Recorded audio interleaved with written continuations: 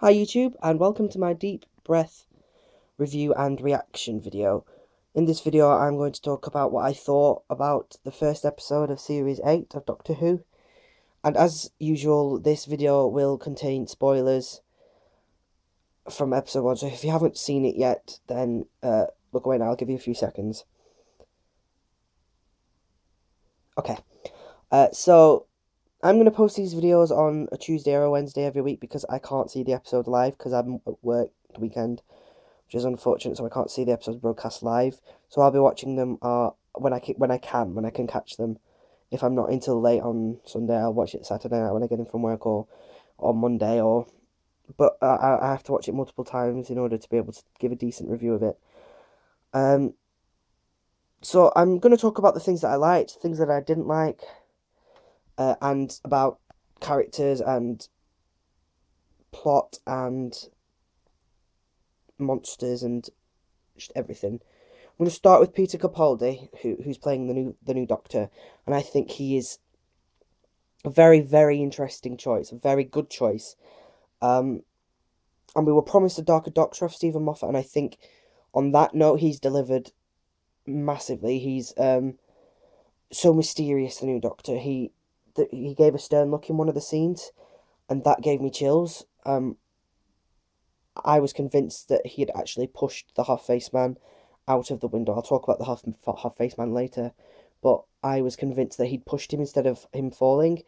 And the doctor said something which I don't think I've heard the Doctor before. You can correct me if I'm wrong, but he said, "I'm afraid I might have to kill you," which to me isn't the Doctor, because the Doctor never wants to kill anyone, except the Daleks, perhaps. And I know Christopher Eccleston's Doctor in the episode Dalek shouted, "Why don't you just die?" to the Daleks, but I mean, he's wished death upon people, but he's never said, "I'm going to kill you." And he's kept his Scottish accent as well, and he's very mean. I noticed he's very like Hartnell, the way he treats his companions, especially Clara. I mean, in the scene where in the larder in the slaughterhouse, he leaves Clara on her own, in order to. I mean, he has his reasons. He obviously wants to get the information that he needs from the robot, but he does it in a mean way by leaving Clara on her own to fend for herself, which she does brilliantly. Jenna Coleman in that scene and in most of the episode excels as a character. I was worried that we weren't going to get to see much of her character development, but we have, and I'm thankful for that. She hasn't done a performance as good as that since the leaf scene from The Rings of Arc-10. That emotional part where she's talking to the half-faced man and trying to keep him from killing her using the skills from Courtney, the character that she sees in her little flashback. Courtney's the character who's going to appear later on in the series as well, so it'd be interesting to see that. So Clara, for me, has gone up in my books. We also have the Paternoster gang, who I'm getting really sick of now. Madame Vastra and Jenny, not so much. I mean, I can cut with them, but Strax, his jokes aren't funny anymore, and the novelty is wearing off. Stephen Moffat did this Blue Peter competition where they all designed their own sonic devices, where the people devised sonic devices for the Paternoster gang. So in the episode, Vastra has a sonic hairpin, Strax has a sonic thing to check nursey things, and Jenny has a sonic gauntlet. Stephen Moffat wants to give these their own spin-off, which I think is a stupid idea, but if it does happen, then at least it keeps them out of Doctor Who and doing something else. Something with those characters as well, they've caused massive controversy with Ofcom, with the LGBT Doctor Who first lesbian kiss between Vastra and Jenny. Not only is it a lesbian kiss, it's also interracial, interracial lesbian kiss, which is something, and to show it on a kids' show as well. I mean, I know it was probably after the watershed at about the time of the kiss. It still doesn't excuse the fact that it's a kids' program. I'm not that fussed about it personally, but I know that I have younger family members who watch this program, and it's just not appropriate. But that's just, it's just me. I want to talk about the monster next, the half-faced man, and the new Clockwork droids. Stephen Moffat made lots of references in the episode to his earlier episode, The Girl in the Fireplace. So the ship that the restaurant is the SS Marie Antoinette, which is the sister ship of the SS Madame de Pompadour from The Girl in the Fireplace. Because the clockwork droids in the episode work the same way that, well, work the same but a bit different to the way that the droids did in The Girl in the Fireplace. They're harvesting organs to power the ship, and these ones are also harvesting their organs to power themselves and turn themselves into humans. So yeah, recycling ideas, but I think it worked in this circumstance because they weren't completely different. But the half-faced man is creepy as hell, and the special effects for it were incredible. I think it was actually a mask that the actor wore with but then they did lots of close-ups where you could see the eyes, the inside of the eye moving and rotating, because the effects were so amazing for it. The one thing that I didn't like about the episode was the dinosaur. I didn't think it had any need to be there. If the Doctor was going to crash land in Victorian London to meet up with Jenny Strex and Vastra to sort of get him through his regeneration, there could have been dozens of other ways of how to get him there. You didn't have to throw a dinosaur into there randomly. I didn't see a point to it at all. Not at all. Although it did deliver that, it did give the Doctor the op to deliver that really good speech about being alone and stuff, which I think is his reference to Gallifrey and him being alone and missing his home and being far away from Gallifrey. So I suppose in a sense for that, but the dinosaur itself had no need to be there. And also the episode itself was 75 minutes long, and there were certain scenes like the Vale scene which could have been cut down massively, or cut at all, or not needed in there at all. The scene where Strax checks Clara with the sonic device, where he gives her an inspection, an examination. I don't think that scene was required either. Certain scenes in the episode that just didn't need to be there, and the episode could have easily been 60 minutes long had certain scenes been chopped or trimmed down. But I mean, there's some magnificent scenes in it. I'm not saying that there wasn't magnificent scenes in it as well, like the restaurant scene between Clara and the Doctor. Their chemistry on screen is amazing. They're bickering like an old married couple now. They've got to that stage, even though it's brand new at the same time. So yeah, scene wise, there were some really good scenes and there were some really poor scenes. Speaking of really good scenes, the next thing I'm going to talk about is Matt Smith and his cameo in the episode. I loved this. A lot of people didn't like it because they thought, what's Matt Smith doing back in Doctor Who after he left? But this scene was shot during the Christmas special at the same time he was shooting his final episode.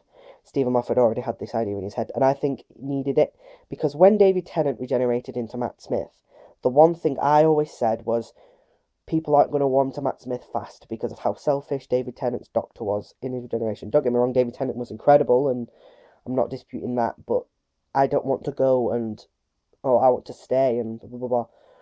We didn't warm to Matt Smith as fast, whereas Matt Smith has appeared in the episode and practically gone to Peter Capaldi. The role's yours now, mate. Enjoy it. We're all going to warm to Peter Capaldi so much faster. So yeah, I loved that scene, and it also gave some closure for Clara and Matt Smith's Doctor, because when he was regenerating in that episode, he didn't say goodbye to Clara because we were so excited for Karen Gillan's cameo appearance that we completely forgot about Clara. So I think the scene with the mobile when the two of them talking was just a nice way to finish their story, which was also really nice. The new titles, I think these are so brilliant. The music, not so much, but the graphics. It was designed by a fan who working on making titles, and Stephen Moffat saw it. And I mean, things have been tweaked. It's not identical, but it's the best one since the series came back by far. I love the Clockwork theme. I think it's brilliant. The music's got a bit whiny. Just a bit more pitch has been hired, and I don't know. It's very like the classic series, which is not a bad thing, but because he wants to take it back to the classic roots. But yeah, I love the graphics for the new titles. And I suppose the thing I need to finish with on this video is talking about Missy. Who is Missy? Well, I'm not going to obviously find out for a while yet, but we're introduced to this character right at the very end of the episode in a place which she calls heaven. I can't not help but notice a similarity between the heaven area and the garden from The Girl Who Waited. I don't know if this is intentional or whether it's just the BBC trying to keep the costs of the show down. But either way, I'm sure we'll find out soon enough. That didn't put me off. It's the character that intrigued me the most, because people have been speculating that she's River Song, which I hope not, because only Alex Kingston can play River Song, in my opinion.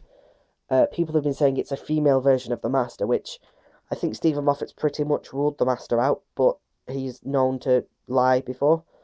And other people have been saying it's the Rani, which I hope so. I mean, I want them to bring a classic monster back, because why break tradition now when they've done it in every series since the series came back in 2005? In the first series, we had the Autons and the Daleks. Series 2, we had the Cybermen. Series 3, we had the Makra and the Master. In Series 4, we had the Sontarans and Davros. In Series 5, we had the Silurians. In Series 6, we had Cybermats. Series 7, we had the Great Intelligence and the Ice Warriors. So why not keep that tradition up? It could be the Rani. She could very easily be the Rani. But I'm sure we'll find out as the series progresses. So that is it for it, but I will mention a few things about Into the Dalek, not in terms of just in general about things that I'm looking forward to. I'm hoping that Phil Ford and Stephen Moffat make the Daleks scary again, because I don't think the Daleks have killed anyone since Victory of the Daleks in Series 5, and we're on Series 8 now, and they're just not scary anymore. I hope they make them scary again. I hope, with the darker tone that the series is going in, I hope they can use that and utilise it and make them frightening again. Into the Dalek, so they obviously, I'm assuming they go inside a Dalek, which is new territory to Doctor Who as well, and on the cast list, it's been confirmed that Samuel Anderson's character Danny Pink is in the episode, so we're going to see the new companion who's appearing in episodes later in the series. And I'm wondering how Clara and Danny are going to react together.